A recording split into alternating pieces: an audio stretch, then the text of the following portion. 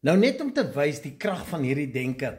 Hulle het in 1986 met die basketball World Cup final daar, waar die Boston Red Sox teen die New York Mets gespeel het hulle met een van die spelers, Bill Butner, het hulle onderhoud gehad. En toe vra hulle vir hom, hoe werk die spanning voor so 'n wedstryd? Toe sê hy, nee, natuurlik is daar die fantastiese droom wat mens het as jy hom wen.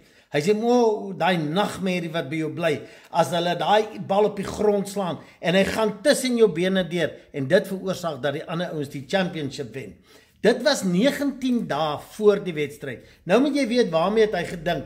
Hoeveel keer het hy gedink? Jette, ek net nie 'n bal missie. Jette, en onthou, jou brein werk nie op woorde en hy werk op frekwensie. So waarop het hy gefokus? Mis, bal tussen die bene. En wat gebeur in daai wedstryd? Bill Butner mis die bal wat tussen sy bene geslaan word en hulle verloor die World Series.